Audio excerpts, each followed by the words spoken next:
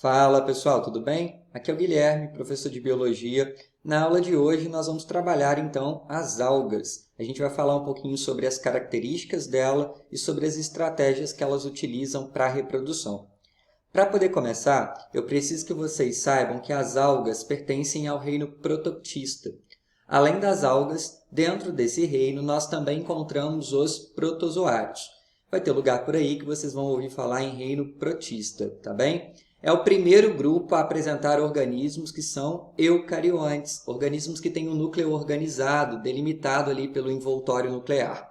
Só lembrando que os grupos anteriores que nós estudamos já até aqui é o grupo das bactérias, cianobactérias e das arqueias ou arques. Esses organismos, as algas, podem ser unicelulares ou também podem ser formadas por várias células, multicelulares ou pluricelulares. Nós vamos encontrar algas em ambientes terrestres, úmidos, mas predominantemente em ambientes aquáticos, sejam ambientes de água doce, também chamados de dulcícolas, bem como também ambientes de água salgada. E uma característica muito importante das algas é o fato de elas serem autotróficas, o que significa que elas são capazes de produzir o próprio alimento. Por que elas são capazes de fazer isso? Porque elas apresentam um pigmento fotossintetizante, que é a clorofila, e que no caso destes organismos está a clorofila localizada dentro de uma organela que nós chamamos de cloroplasto. É importante destacar isso, pessoal, porque a clorofila não é uma novidade das algas que a gente vai estudar aqui agora. As cianobactérias, já mencionadas anteriormente, também apresentam clorofila, certo? Só que lá nas cianobactérias, como elas são procariontes, elas não apresentavam cloroplasto, organela membranosa. Aqui, no caso, as algas vão apresentar a clorofila e ela vai estar localizada dentro dessa organela, que vai ser especializada ali na fotossíntese. Fazer fotossíntese é algo muito importante na manutenção de um ecossistema. Por isso que ali dentro de uma cadeia, em uma teia alimentar, as algas vão ser classificadas como produtoras, porque a matéria orgânica que elas fabricam na fotossíntese vai servir ali na manutenção de toda uma teia, de uma cadeia alimentar, ajudando a sustentar aquele ecossistema. Então, eles têm um papel muito importante ali dentro de um ecossistema, as algas. Além também de, através da fotossíntese, produzirem o oxigênio que nós mesmos utilizamos na respiração, outros organismos ali também vão utilizar, beleza? Aqui eu coloquei para vocês a representação do corpo de uma alga pluricelular. Essas algas elas têm um corpo, uma estrutura bem simples, que nós chamamos de talo. Então, nós não encontramos nela ali tecidos organizados, tecidos verdadeiros, como nós encontramos nas plantas, por exemplo. Por isso que a gente vai chamar as estruturas ali de filoide, cauloide ou rizoide. Rizoide semelhante a uma raiz, mas não é uma raiz verdadeira, porque não tem ali estrutura de sustentação, de condução de seiva. Filoide semelhante à folha e cauloide semelhante a um caule, mas não chegam a ser órgãos verdadeiros. Beleza, gente? Então, aqui é o talo, que representa o corpo de uma alga multicelular. A gente vai ver outros talos de outras algas ao longo da aula.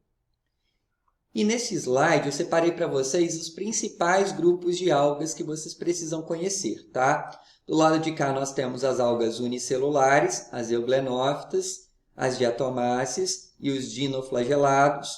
Também podem ser chamadas as diatomáceas de bacilariófitas, os dinoflagelados de pirrófitas ou dinófitas, tanto faz, tá? E dentro do grupo das pluricelulares se destacam as algas verdes, as algas vermelhas e as algas pardas. Só uma observação, porque nós também temos algas verdes que são unicelulares, beleza? Então, dentro desse grupo aqui, a gente vai ter representantes que são unicelulares, mas predominantemente multicelulares. Essa tabela, ela resume bem os principais grupos de algas que vocês têm que conhecer, beleza? Se vocês separarem aqui, ó, eu coloquei para vocês os grupos que eu destaquei anteriormente, tá? Com exceção das euglenas. Então, para a galera que vai fazer PISM aí, PISM 2, a euglenófita ela não está descrita especificada no conteúdo programático do PISM, tá? Agora, esses demais grupos que eu circulei para vocês são os grupos que vocês precisam estar atentos, precisam estar ligados quanto às características deles, porque pode ser cobrado na prova que você vai fazer. Beleza, gente? Eu encontro esses grupos sendo cobrados não só na prova do PISM, como também em outros vestibulares, tá? São, de fato, os principais grupos que vocês têm que estar ligados com relação às características. E o que a gente vai fazer a partir de agora é conversar sobre cada um deles. Eu coloquei aqui a euglena, apesar de o PISM não cobrar, outros vestibulares podem falar sobre elas, então a gente vai trabalhar um pouquinho em relação ali às euglenas, tá? As euglenófitas são algas unicelulares, apresentam apenas uma célula. Tem dois tipos de clorofila, tá? A clorofila A nós vamos encontrar em qualquer grupo de alga. Olha a tabelinha aqui, ó. Todos os grupos de alga vão apresentar a clorofila A. Segundo tipo de clorofila, que é uma clorofila ali acessória, ela vai ser diferente dependendo do grupo. Então, no caso da euglenófila, nós temos ali a clorofila A e a clorofila B presente nos cloroplastos dela. A reserva energética dessas microalgas é ali uma substância chamada de paramido. E a maioria das euglenas nós encontramos em ambientes de água doce, são dulcícolas. Elas podem se movimentar através de flagelos, são as estruturas de locomoção que elas vão apresentar. E quando em um ambiente de água doce, em um ambiente com baixa concentração de sais, essas algas podem acabar ganhando água do meio por osmose, por elas estarem em um ambiente com menor concentração. E para que elas não ganhem água e explodam, elas vão apresentar uma organela que vão atuar ali expulsando o excesso de água que elas ganham do meio. Essa organela é chamada de vacúolo contrátil. Já vou mostrar para vocês, tá, pessoal? O interessante é que as euglenas elas têm a capacidade de detectar a presença de luz no ambiente. Se tiver luz, elas fazem fotossíntese. Porém, na ausência de luz, elas conseguem ingerir matéria orgânica do meio. Ou seja, quando fazem fotossíntese, são autotróficas, se comportam como tal. Quando ingerem matéria orgânica do meio, estão se comportando como heterotróficas. Então, a gente pode dizer que elas têm os dois tipos de nutrição. Por isso que nós chamamos elas de mixotróficas. Conseguem fazer as duas coisas dependendo da condição ali do ambiente. As euglenas não apresentam parede celular, ao contrário das demais algas, beleza? Então, se vocês olharem aqui, ó, coloquei uns gifzinhos para vocês poderem ver. Essas são as euglenas. Reparem elas se movimentando aqui, tá? No meio aquático. E as características que nós comentamos. Ó, o flagelo para locomoção. Reparem que ela não tem parede celular ali ao redor da célula dela, ao redor da membrana, tá? O cloroplasto, que a gente encontra lá dentro, vai ser especializado ali, ó, em armazenar a clorofila, em realizar o processo fotossintético. A gente tem aqui o estigma, que ela utiliza para poder perceber a luz ali no meio. E o vacúolo contrátil, que eu mencionei com vocês, que é uma organela especializada em expulsar o excesso de alga nas euglenas de água... Nas euglenas de água doce. Uma vez que, estando em um meio hipotônico, ela tende a ganhar água, a água tende a entrar para dentro dela, uma vez que o meio interno é mais concentrado. A água entra por osmose para diluir o meio interno, só que isso poderia provocar a morte dela, porque como ela é uma célula só, à medida que ela fosse ganhando água, ela poderia ter ali a sua membrana rompida. O vacúolo serve, de certa forma, para proteção e para evitar com que esse rompimento aconteça. Beleza? Então, esse é o primeiro grupo de alga unicelular. O segundo grupo, que eu particularmente acho muito bonito, é o grupo das diatomáceas, ou bacilariófitas, ou bacilariophyces.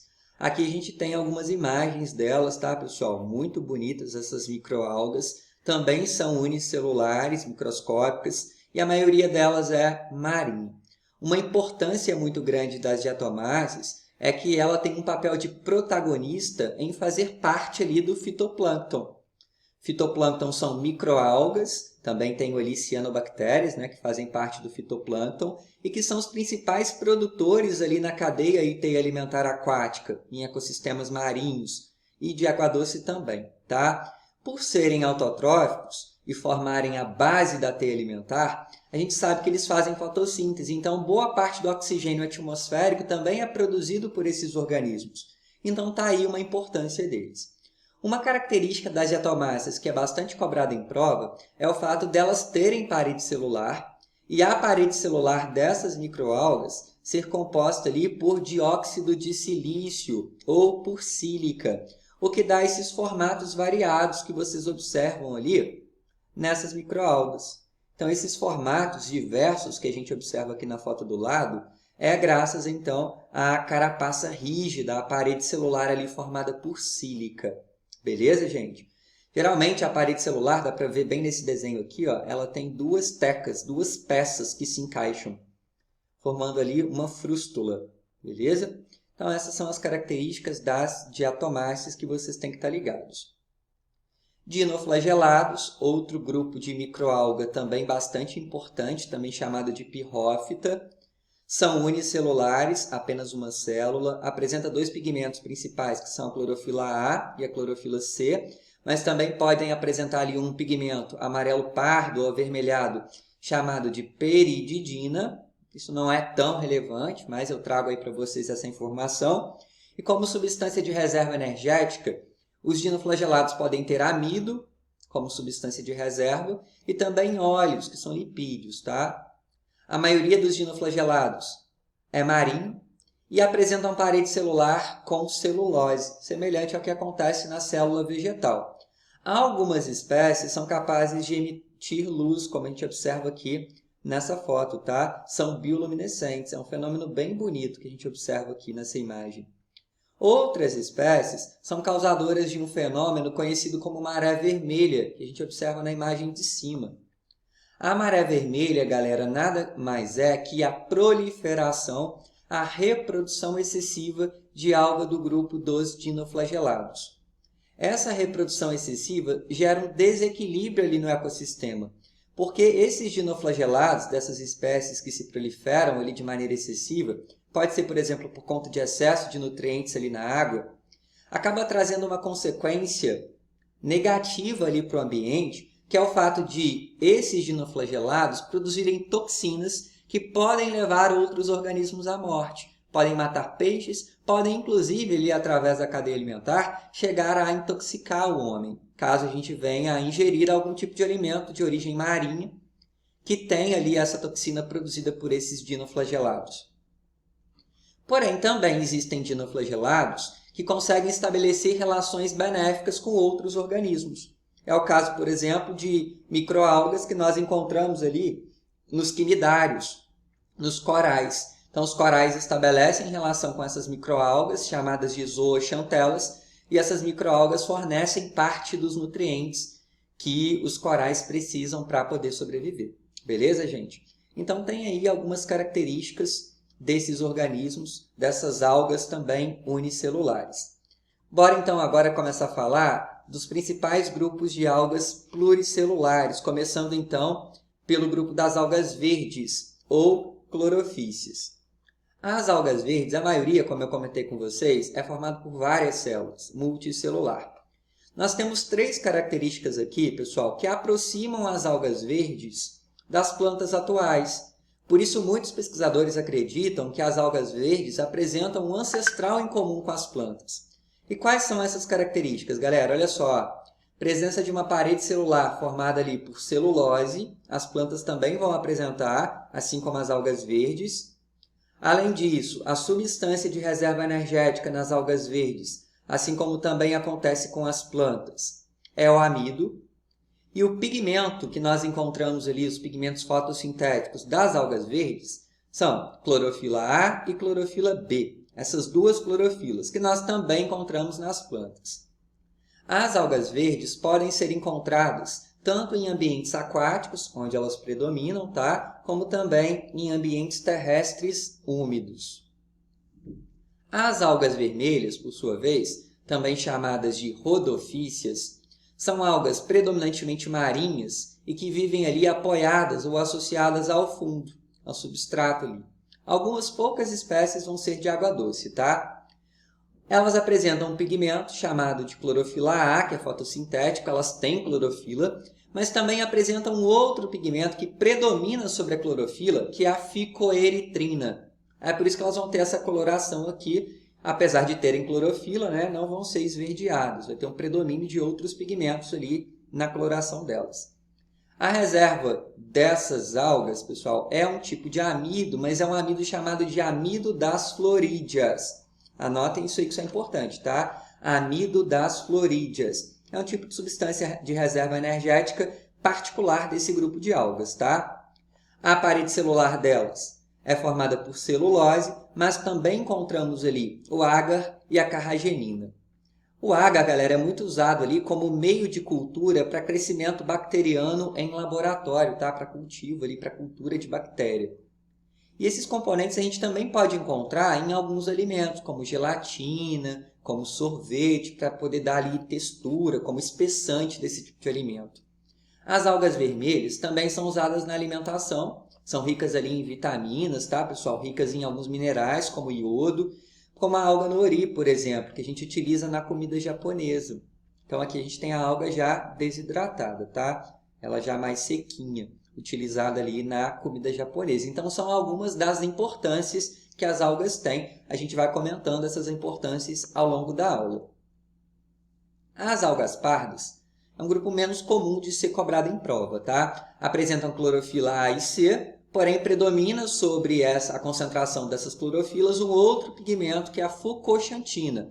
Então não confundam, fucoxantina em alga parda, ficoeritrina em alga vermelha.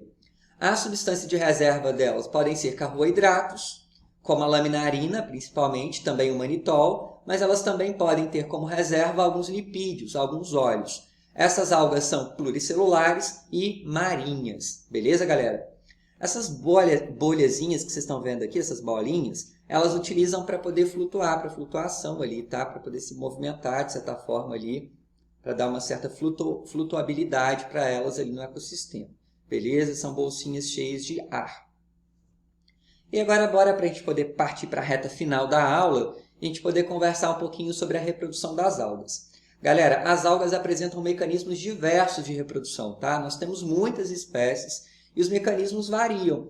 O que eu vou apresentar para vocês aqui são os principais mecanismos de reprodução, beleza?